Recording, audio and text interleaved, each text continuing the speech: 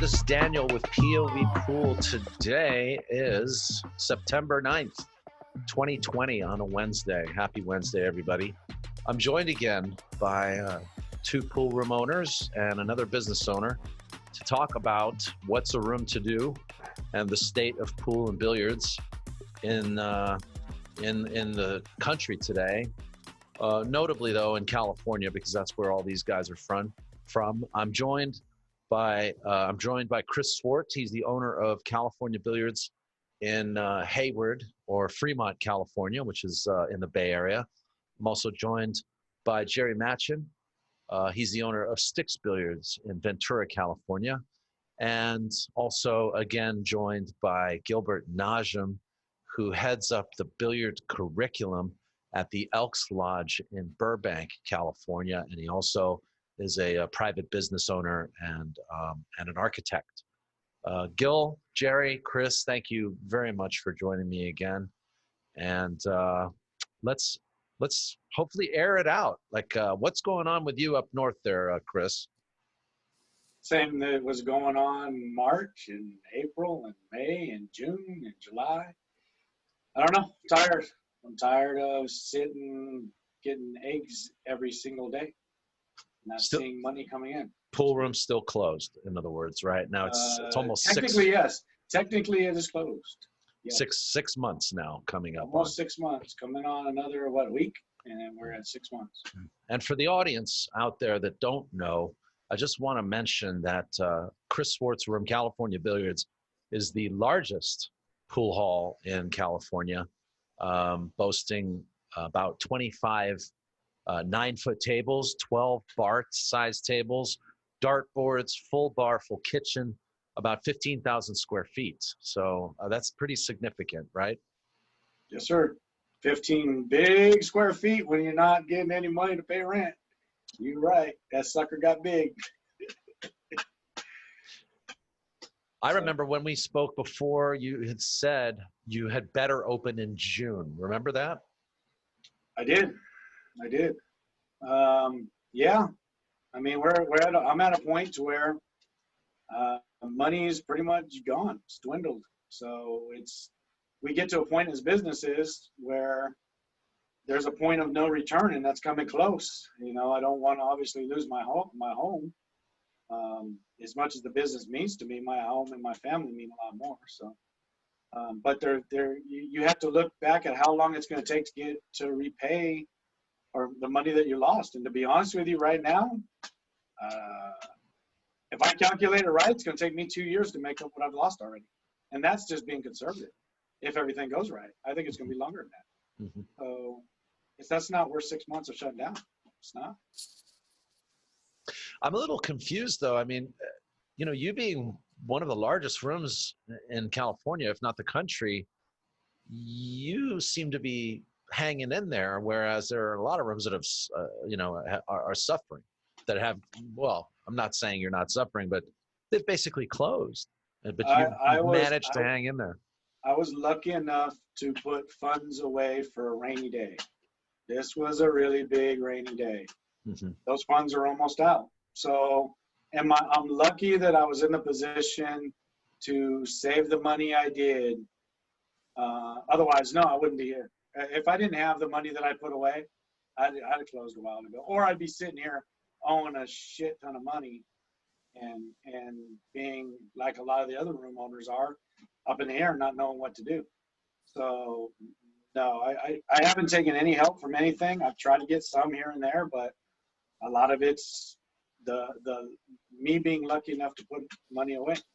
And it was, some of that was put away to pay other loans off, other stuff for the business. But right. Luckily, I'm able to push that back. I was paying them early. Now, you know, I'm having to start all over again. That's what it feels like. To be honest with you, this feels like, if I do get to reopen, it's like starting all over again. All the debts and all that stuff that I thought I was able to wipe out, they're right back, if not more. So, yeah, this is not a good thing. It's not good for anybody. Jerry, how about you? You're in Ventura County. You fortunately had the opportunity to open in June for about a week and a half. You had to shut down again. I've already interviewed you on that one, like a few weeks ago, and I released a clip of that on Facebook. Where are you right now with all of this? Well, as I mentioned earlier, the first time we interviewed with the closure, I was very optimistic about getting my room in order and getting cleaned up and all that. And I really thought that this would be a short-term experience. And then we got open for whatever it was, 12 days, I think, something like that, and shut down again. After a short period of time, I realized the governor wasn't giving us any ideas about when we could open. He wasn't even putting a formula out there. So I really took it hard, and I got pretty depressed about the whole thing. Actually kind of angry and depressed at the same time. I don't know if there's really a difference psychologically. For a while, it's been hard. I've had a few interesting situations come up in the business that have kind of helped me out a little bit. I had some very unusual new people that I met that wanted to have some private sessions in there, and I was able to do that and make a little money off it. And so that was actually quite a lot of fun. I can't really get into too many details about that. But anyway, so that kind of helped me out for a while financially and emotionally, but I'm back in it now. And I think about 3 or 4 weeks ago, my wife, for the first time, said to me, when do you want to let this go? She's never talked like that before, but she sees the strain on me and on her, because she's, a very wonderful wife, very loyal to me and to the business and our customers and whatnot. And she's taken it hard also. So I said, well, honey, we can't sell the business right now because it's worth absolutely nothing. Who would buy it? For what purpose, right? Yeah. And we own the building, so we're not going to be able to rent it out to a restaurant that can't open. So we need to stick it out, get open. A little bit of what Chris is talking about. We don't know what the future is going to hold or how long it's going to take us to get back to wherever we were, assuming that happens. I'm not so sure it will. We just have to find out. But first things first, we got to get open, and Ventura is not on the radar screen to open just yet. So how am I doing? I'm in a holding pattern. I'm depressed, angry at the same time, frustrated, all of the above. Gil, you are in a bit of a different situation. You own a couple of gas stations now, and they're still open, and you're also doing architecture on the side. So you're fortunate to have something to fall back on. But this has affected you as well, right? Yeah, it's I've been lucky that my business is essential business. Having said that, things are not looking good overall for everybody. We're surviving for now. We're not losing money, but this is not a life. This is not the way we're used to things, because anywhere you leave the business, you come home or you go with friend, everybody is depressed. Everybody is under a lot of pressure, because most of the people I know, they're not employees, they're like business owners. They're restaurant owners, they're bar owners, they're many businesses, and most of them, they are closed. Some of them, they're opening their back door to let people in, but again, it's not enough. Again, as I said, I've been lucky to do this business. I feel bad for the game, for everybody, first of all, for all of us. For Q Sports, you mean? Yeah, for the Q Sports. I mean, I lost interest in playing, just by not only being busy, but by what's going on around you. You know what? Do you wanna go by yourself, just in a closed room with no people and just play? So it's, even I'm not watching. They have like tournaments and stuff in Korea, whatever. I don't feel motivated. That's how I feel. Chris, you took a trip, right? You went on vacation, and you kind of you kind of had the chance to see how people are doing it in other states. What did you observe while you were out there?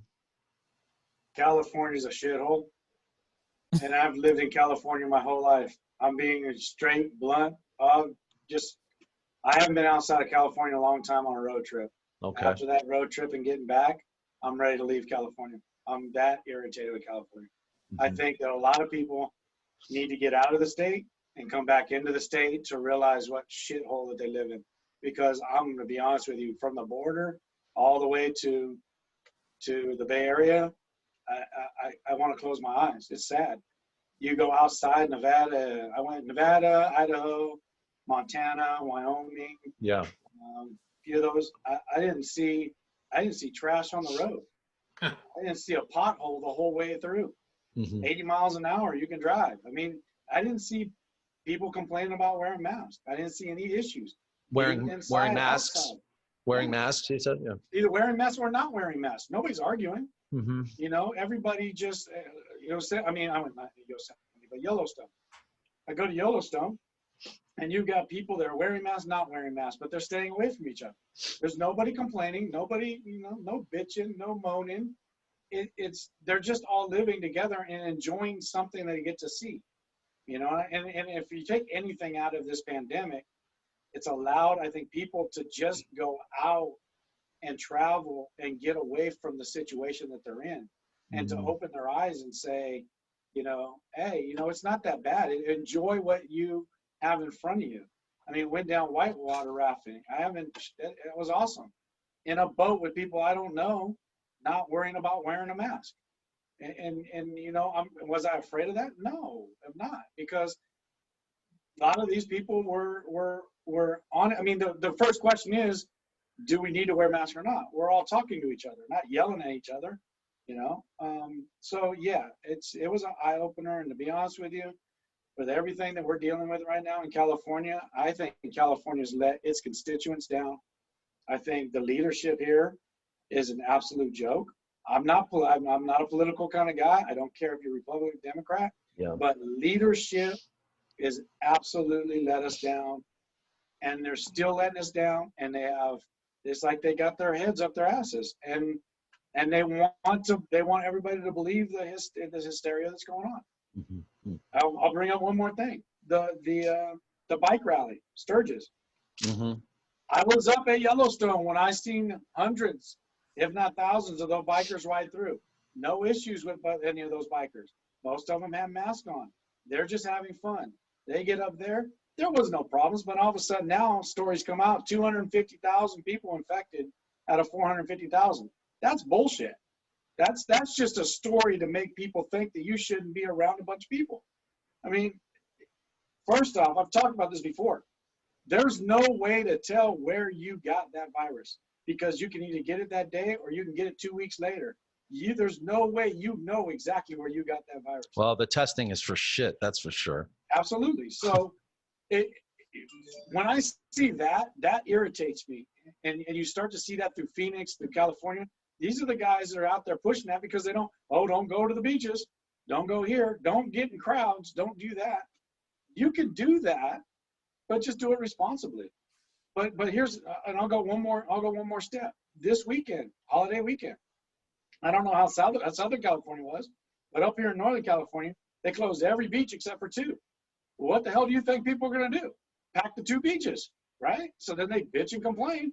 Hey, well, there's too many people crowding. We're going to spread this thing. Well, open all the damn beaches up and separate people. It's just like the businesses. You can't allow a business to be open across the street in one county and expect the people on the other side of the county not to cross that line to go to that person, to that business. Mm-hmm. It's just the stupidity that we're seeing. It's mind-boggling, and it makes no sense. I'll get off right now. You think a lot of the decisions are tied up in politics then? I think a lot of it is tied up in politics, and I think a lot of it is tied up in money that's being made off of this. And honestly, if you follow the money, I think within the next 5 to 10 years, you're gonna see a lot of people go to jail over this thing, because I think a lot of people are making money that shouldn't be making money. Shouldn't be making money. They should. And so, yeah, do I think it's a political game? Yeah, But I think it's just scared. I think everybody's just scared. Our leadership in this country is abysmal. So everybody's on their own. You have chickens running around, sheep running around with no leaders, and they don't know what to do. So they don't know what to follow. So let me, uh-oh, I've lost my camera. You can still hear me? Yes. Yeah, I can hear you. Okay, all right. I'm just gonna go with that until it comes back. Hello?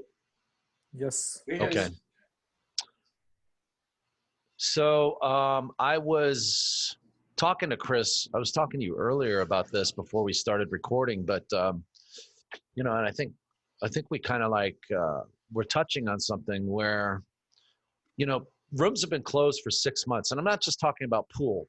I'm talking about rooms and businesses all across America have been shut down due to COVID-19. Shouldn't there be some sort of federal aid that should be, you know, passed, some sort of bill that to be passed to provide federal aid for those direct victims and businesses being closed? Don't you think it's time now after 6 months? Are we supposed, I mean, they haven't forgiven rent. They haven't forgiven for mortgages. They haven't forgiven anything like that, but people aren't making any money. They're not allowed to work, or they're not going to work. They're not making any money. So don't you think there needs to be some sort of, you know, a bailout? I mean, what do you guys think of that? Don't everybody talk all at once. I'm not one for handouts. I'm not one. Look, I qualified for that $600 a week and I didn't take it. I did not accept it. That's the way I am, right? I believe that you should fend for yourself. You should never take any handouts from the government, but this is a completely weird situation. Let me tackle it a little from a different angle. I don't think our science was very good when this whole thing started. And by that, I mean, we didn't really understand the magnitude of this infection. Am I still on with people? Yeah, you are. Oh, you okay. are. Sorry. Okay. I don't think we really understood the magnitude of this infection. Okay. And I think that everyone thought that this was going to be, and I do believe, Democrat, Republican, whatever, I really think people believe that this was going to be a short-term type of event, maybe 2 months. Sure. And we really couldn't come together scientifically, whether you wear a mask or you don't wear a mask, or what kind of businesses should be open, or whether we should socially distance. There's just a lot of people coming out with a lot of conjecture, and it wasn't making a lot of sense. However, the government was able to come together and at least get out some of this PPP money to some of our businesses, get that unemployment money out. And so I think that the initial, March, April, somewhere in there, I think the government was trying to do the right thing and help people out. There's a lot of problems with it, but I think that the intentions were good. Right now, it's political. We still have an infection out there, but it's political because the Republicans want to win and the Democrats want to win. And so, Trump is beating on the Democrats and the Democrats are beating back on him. So we're not coming together for the people right now, and that's unfortunate. And I kind of think it's going to be like that until after the election.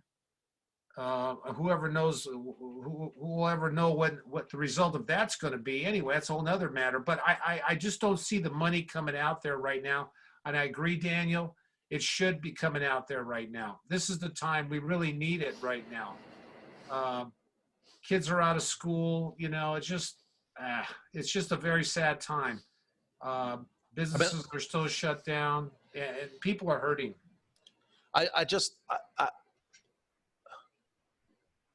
I can't accept what's going to happen in the next year or so with the hundreds and thousands of people that are going to be driven into bankruptcy because of this, because they were told to shut down.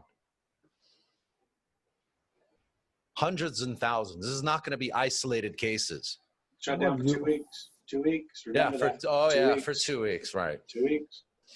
Yeah. Or flat the curve, I mean, which we did 4 months ago. I don't want to name any names right now, but there have been a few room owners that have been discussed that are over $100,000 in debt already.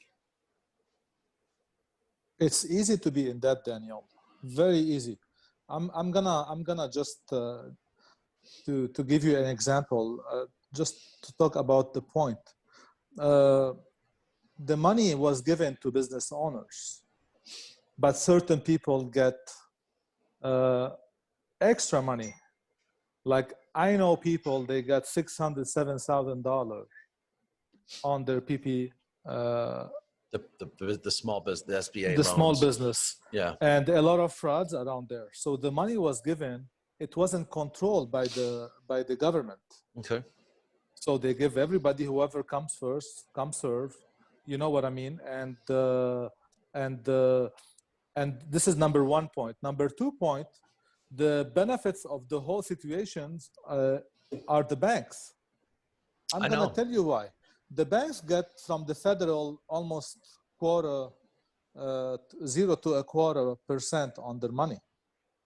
Okay, so say you get $1 billion on an interest rate like almost it's zero, and they're giving you at a 3.325 or 2.75 or 3 if you qualify. Mm-hmm. But they're getting all the bankers money. Also got commission too. This is another thing. And now you're talking about bankruptcy. If you have 100,000, I drive in Burbank. I drive a lot on streets, and I see in every plaza you have a sign, out of business, for lease, in every single plaza. Some of them, they have 2 or 3, and these people are not coming back to business. That's what's that. I mentioned something in the previous interview with you guys, that we're gonna be until August. It's September now. Some people said it's you're negative, whatever you. I don't think it's gonna be possible, but I don't see any light down the. I'm talking about our state, you know, and to criticize. I want to criticize. Of course, I want to criticize. Some people say, you know what? No, you have to criticize. People are suffering. If I'm not suffering today, but I have family members, they're all suffering around me. Does it make me feel better? No, it's gonna make me suffer too eventually. You know what I mean? It's now we're just like up there, and we don't care what some people, they don't care what's going on. You know, what's going on? Okay, it's not a big deal. We're gonna open. We're employees. They lay us off. We're gonna go find another job. No, we're not gonna find jobs. This is gonna be tough because they're damaging the big businesses and they're putting them in debt. So now, if you wanna come back from business, any business. We're talking about pool, and this is important here because this is gonna hit the game so bad that you won't find places to play. So it's not good for our sport at all. You know, I'm just telling you, it's not good for our sport. I agree with you. You know, what do you go to play outside? Have a table outside, maybe, and in your parking, and maybe have a gun and tell people you cannot close me down. I'm outdoor and make money. A lot of pool rooms on it in California, they're open illegally. They're on Facebook all over the place. They smoke inside. They smoke. Nobody tells them anything. I have to get every week or 10 days visits by the health department. And they give me hell. And they still audit they want money. So even businesses are open, they're suffering because it's costing us more money.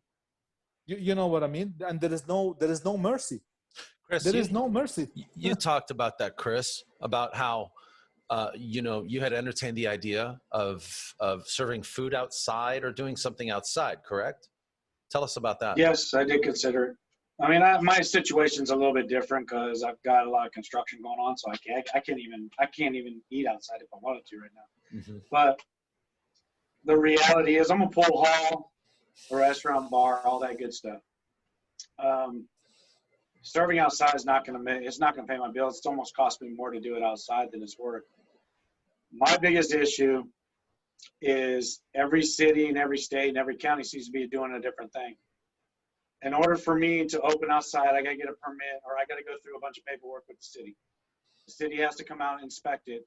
I have to put up special barriers in my parking lot so cars can't run through it, which I don't know how to do that, but that's something. So it's more money I got to spend.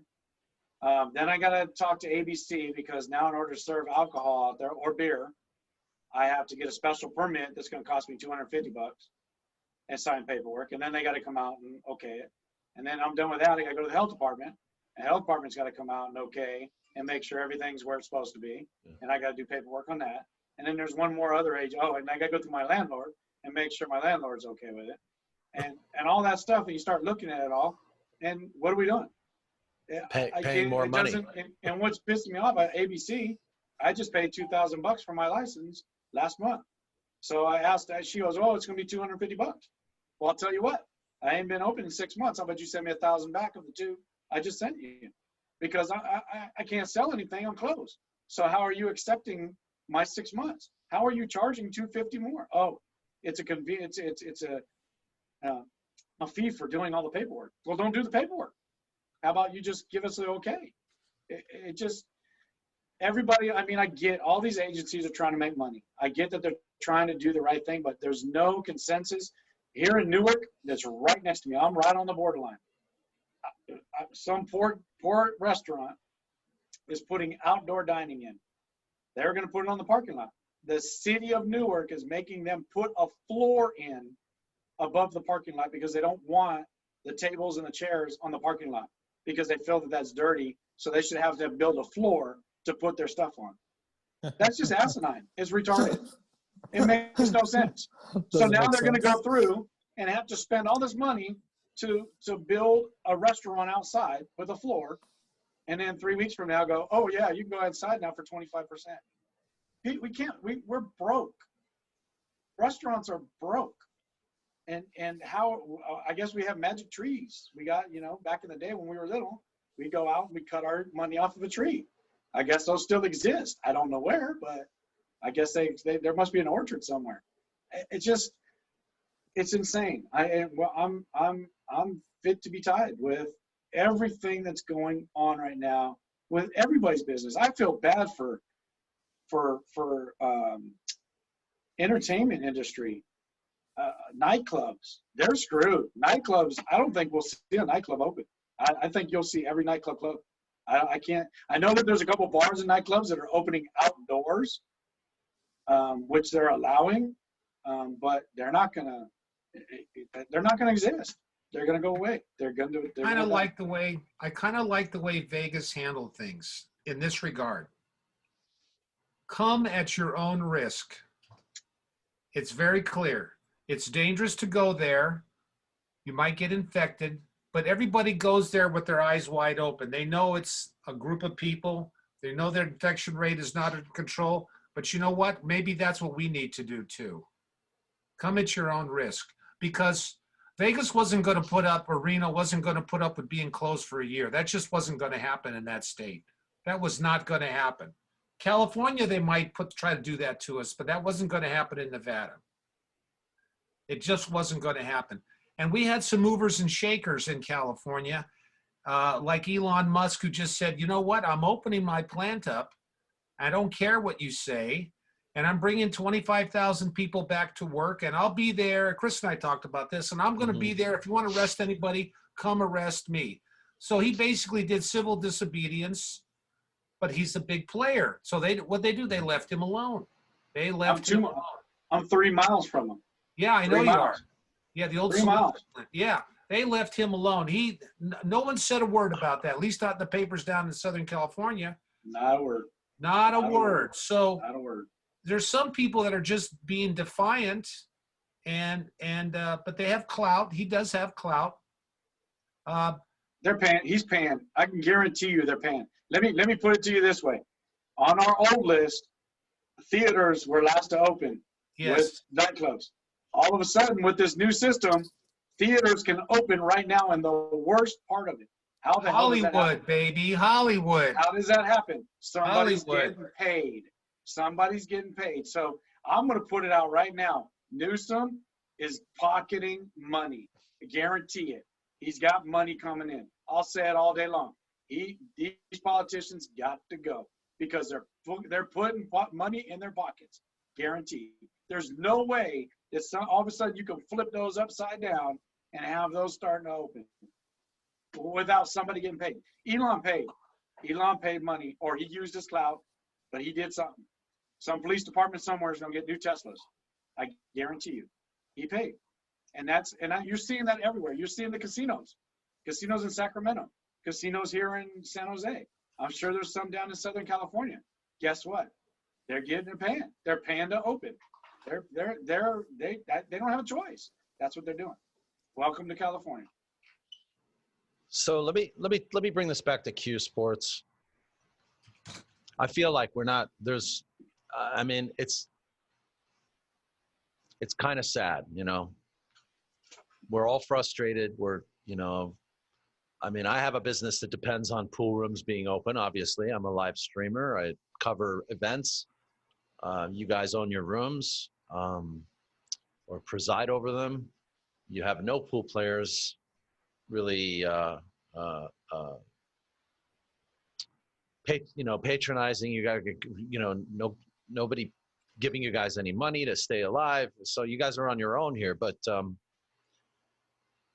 is it time to start thinking out of the box a little bit? Like try to think of an alternative means? Well, there's an old saying in my business. I do all my repairs on Sunday night when the city hall is closed down. The police aren't going to come by and bother me, and that's when I do all my painting and things that I need permits for. So I don't think the police are going to bother us. I think the health department is a 9 to 5 operation. They're gone at 5 o'clock. They're not going to come out at 7, 8, 9 o'clock at night. And I think Chris might be thinking along the same lines that he's going to go ahead and push the baton in the evening more than he would at noontime. And Gilbert, maybe you want to think about doing that too, but you're more of a daytime operation than you are a nighttime operation. Correct. How do you feel like things like the Snooker World Championship conducted themselves? I mean, they did basically the Crucible Theater, which is something they do every year, and they managed to pull it off, without an audience. Is there any way a pool room can function in some sort of way like this? I don't think so. No. I don't think so. No. Here's honesty. There's really no real pool rooms left that are just pool tables, and that's it. And we all have. There used to be rooms that were just tables, and that's all there was. That's how they made their money off the pool. That's gone away. You can't make a living off of that. So you got to have dart machines. You got to have video games. You got to have bars. You got to have this. You got to have that. Food and drink. Yeah. Already added to that. Yeah. There is nothing more to add to this anymore. I don't see. You can put strip poles in, but that's not going to do any good because you can't get stripping done. Well, so, I know we could turn all the tables into hospital beds. I suggested that, but hey, I get paid for the government for supposedly handling people. Yeah. But there is no way out of what we're in without. If you're gonna walk away, walk away. And I'm gonna be honest with you. I hate to say this, but I think a lot of the people that are gonna go bankrupt, they're gonna file bankruptcy. It's not gonna mean anything because of this being so bad, their credit's not gonna get hurt. Because they're going to wipe this out. Creditors are going to sit there and go, hey, that was just a time where none of these people had a choice. So we're not going to look bad on that. And we're going to allow you to to continue doing what you do and wipe your debt out. Well, that's what I would predict as well. Some sort of new type of bankruptcy But what does that do goes for the beyond people? Chapter 11 or something like that. Right, but what does that do for the people that survived? I mean, I'm gonna pull a perfect example. The housing market, right? When it crashed, people like myself and other people, we went through it. We paid our debt. We paid that monthly. I made sure I paid. I wanted my credit to be good. I have 2 friends that took a crap and couldn't afford it and lost their houses. Well, guess what? They got better credit than I do now. How is that possible? You know, we, again, as the people that do all the work, never get the reward. The people that don't do the things correctly are the ones that always get rewarded, or they get bailed out. The bailing, back to the money thing for the businesses, the bailing's got to stop. Because if they stop bailing people out, our businesses would be back home because we'd all be pissed off. If you weren't getting unemployment, people would be on the streets. Businesses would be back open. But here, I'm going to bring up, it's not the federal government that should be paying this. It's each state. Each state should be taking care of their businesses that are in their state.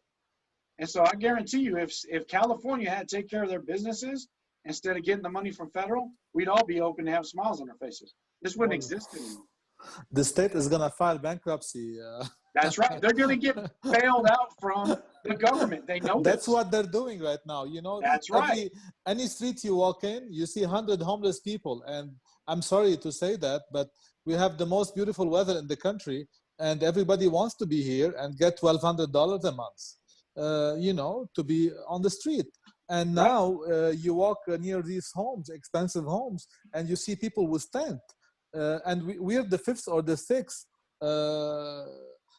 best economy in the world, the state of California. Where is all the money going? It goes to all those little people that don't live in California anymore. Yeah, whatever it is, I don't know. You know, but since I mean, billiards and the cue sport is suffering, as we know, right? But now, how come in Garden Grove you have pool rooms open? How come in North Hollywood you have pool rooms open? And nobody's telling them anything. Why don't you open without food and drink, Chris? Jerry, why don't you guys open with no food and drinks at all? Just pool. Who's saying we're not? I'm completely. I'm just saying. Because as much as I want to, and I want to go against what's going on, I still want to follow and be the right person here. I'm at a point to where, yeah, I want to open full blast and go, but I still gotta be. We got some. This thing exists. There's a virus out there. It exists. We know and to that. be honest with you, yeah, be safe. Right? That's it. I want to be safe, but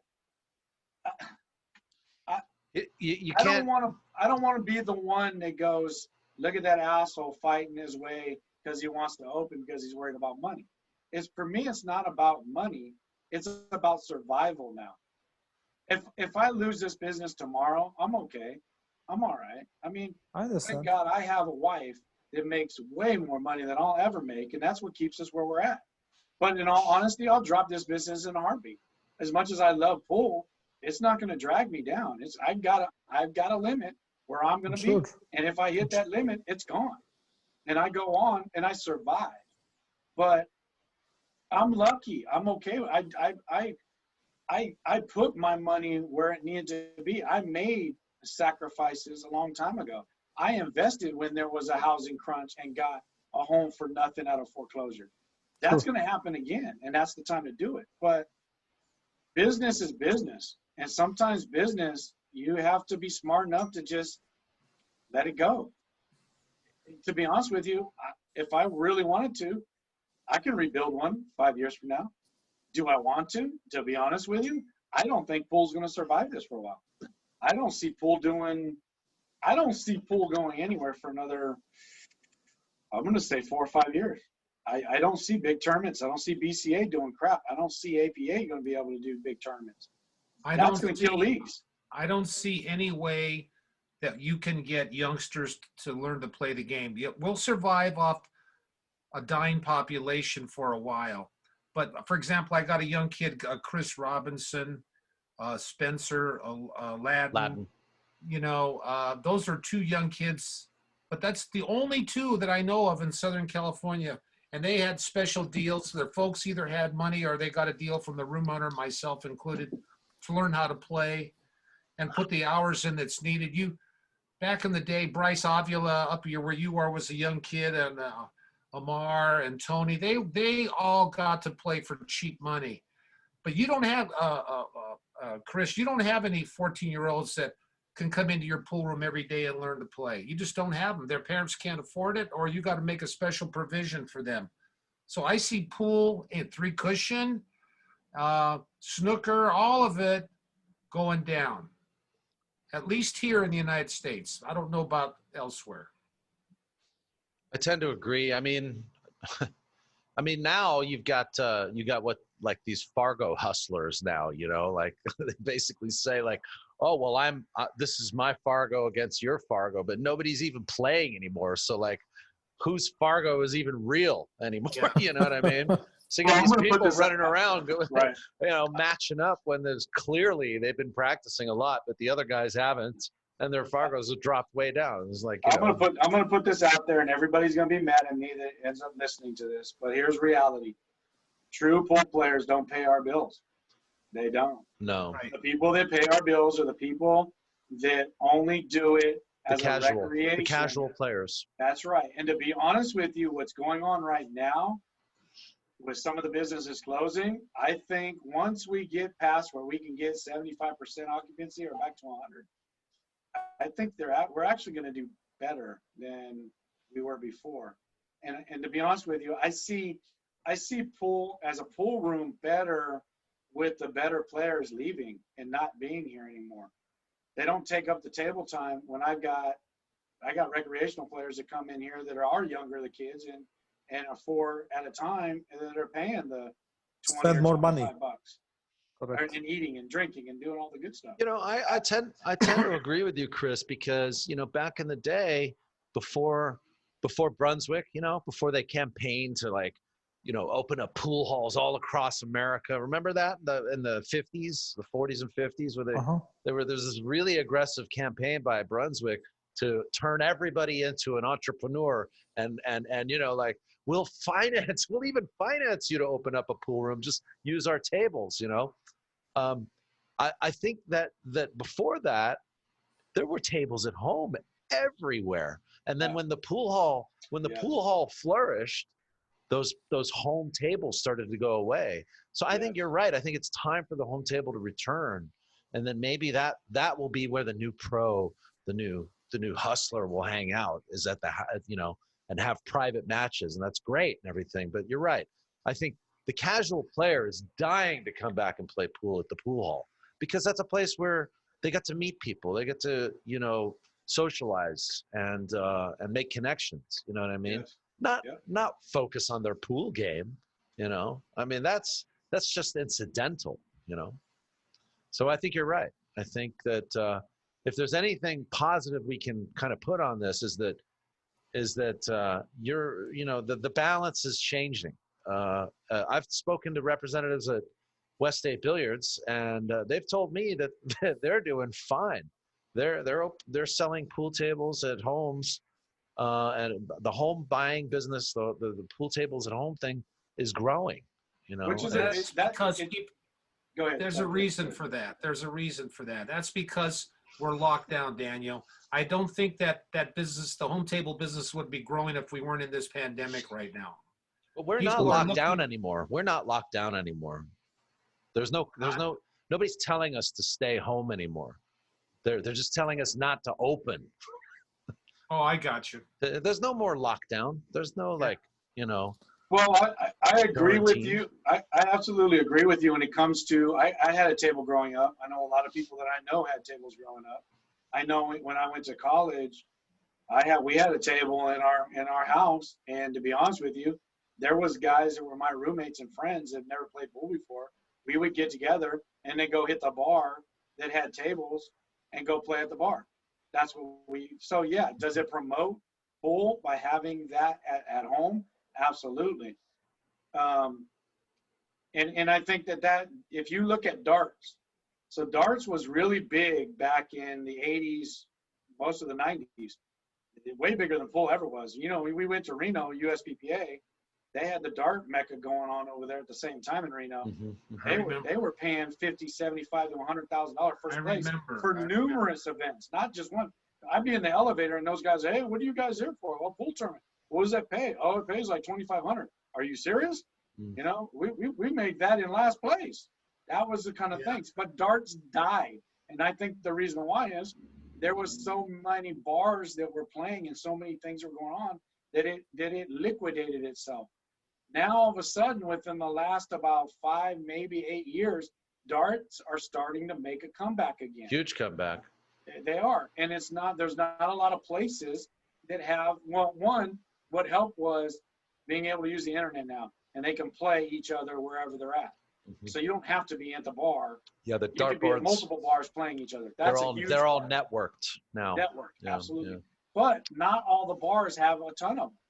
So that is starting to build. If I could find a way to make it, I mean, I know that there's a club out there that does the over the internet playing billiards kind of thing. You know what? It's cool, but it's not going to work like that. It just doesn't. You got, in order to be, when we want to gamble, and we're talking about pool players, it has to happen at the pool room. It's not going to happen at the house. We want that to happen at the room. Here's the reality. I know Jerry knows this. I know this. If I have action on a table, I'm not making any money on that game anyway. I might make money on the surrounding part of that game, but most likely I give them free pool time. If not, they're not paying that much because I want them to play each other to bring in the people that eat and drink. I'm sorry, pool players don't eat and drink. They don't drink during tournaments because they don't want to get all stupid, right? Back to the pool player. Well, we all know. Me and you drink more than the pool players do when we're doing the freaking streams. Yeah, you know that's what true. I mean? Right? So it's not, there's no money. We don't make, I mean, I'm lucky. I'm a lucky person that I have a good food. It keeps people there during tournaments. Do I make money on the food? Absolutely. Not a lot. Right. I'm a special and unique kind of, when I have tournaments, it's unique. I'm able to keep people there eating and not going out to eat. But the reality is, I'm not making a huge amount of money off of those tournaments. I'm making it off maybe individuals that are coming to see it. But in all honesty, my money is made from 10 o'clock at night till 1 o'clock in the morning. The casual and that player. is just people that come off the streets and send $100 bills and buy and drink. Yeah, That's they don't even come to play money. pool sometimes. They don't even come to play pool sometimes. They're just there to meet. Entertainment. Yeah. Entertainment, hang out with their friends. That's reality. I know Jerry's going to say this as much as I am. I don't make any money during the day. I open up at 11 o'clock, 11:30.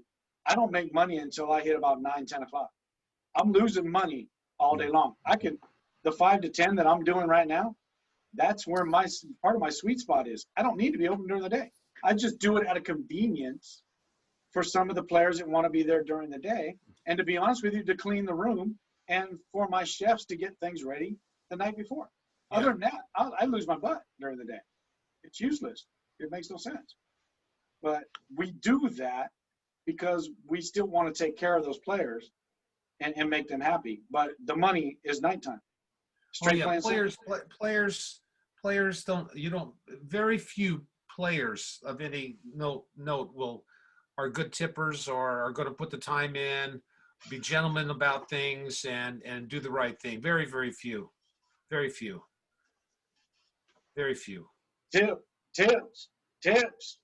If I do a tournament with 140 players, my staff might make 1,500 split. If I do a tournament with 100 dart players, they're splitting 6,000 in tips. That's the difference. And I'm not joking. I'll do a 3-day tournament. The last 3-day tournament I did for darts netted 12,000 in tips in 3 days. Wow. That's tips.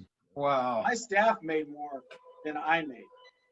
Wow. You know, that's the reality of the difference between a pool player and a dart player is that they're there to drink. And if you give them really good prices and not try to jack them up, they're kind.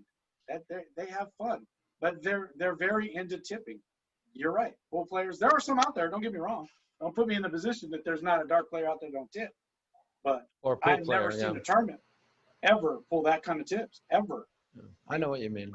Well, and then that just, kind of reinforces what we were saying, that maybe the pool player would be better off, cultivating, their own home table, and hopefully that will change things a little bit. But we are running out of time. I wanted to ask Gilbert a question. This has been bothering me. Gilbert, Yes. why can't, isn't it you're not allowed to open at all? You can't have like a couple work out some schedule where you can let a couple players come in from, let's say, from 1 to 2 in the afternoon, and then from 2 to 3. I mean, does the room either have to all be open or all be closed? There's no middle ground. That's Jerry. He wants to play 3 cushion over there. Yeah, Yes. I would love to. No, the only the management, the office, they're allowed to be in the building. Any other entertainment or food related or drink related, they're not allowed to be there. Okay. You know what I mean? Yes. For now, and it's nothing makes sense to me. I'm just telling you, like, even gas station, even the market, you go inside the market, you have people hanging around buying stuff. Yes. You know what I mean? And you bump into them. So what kind of social distancing is that? And now other businesses, they're closed. I'm just telling you how I feel. I would it just looks like your operation by appointment it would be safe. You could distance people, and you wouldn't have everyone coming in at one, or you could do kind of an appointment thing and separate, maybe even have 2 tables going at one time. Yeah, we can open 6 tables. When we open up, Jerry, for a period of time, billiard table is 10 feet by 5. Yes. So anytime you have a player sitting on the other side, you already have a social distance. Yes. And now between tables, you don't put stools, you skip. So people don't sit next to each other on the same, know what I mean? On the side table, I'm talking. So you automatically social distancing. Now we have chairs, and you wear a mask. And the problem is you guys are all using logic. Yeah, obviously nobody else uses logic. Logic. Like I said, the virus doesn't go to Walmart, doesn't go to Home Depot, doesn't go to any shopping centers. It doesn't go to riots. It doesn't go to protests. These are the realities that they keep telling us that not to worry about. But worry about the small little. Again, the virus doesn't go on airplanes either. I went on an airplane to Vegas. I flew to Vegas during the pandemic. I flew on a Southwest.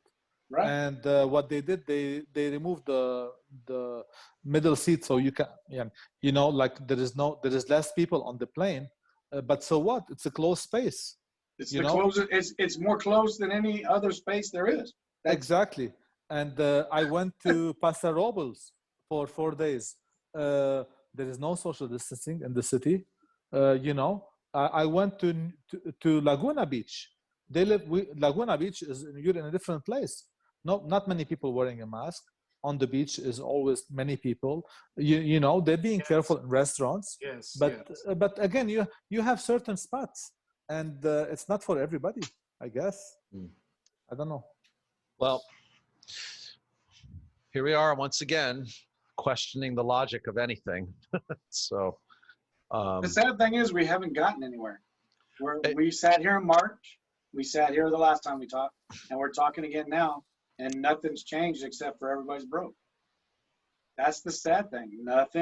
There's nothing that's better. There's nothing that's been done by the state. There's nothing been done by the government that's made anything better. It's it's worse than it was in March. I agree. It's worse than the last time we talked. It's just an extension. It's another extension of what we've been, dealing with since day one. And Jerry, you said this to me before, and it's stuck in my head ever since you said it. Are we being crate trained? Yeah. Guys, I mentioned this to Daniel. When you have a puppy dog, you put him inside a crate. and he gets used to it. And it's like a lion that's been in a zoo all his life. He likes being locked up. He likes being inside a box.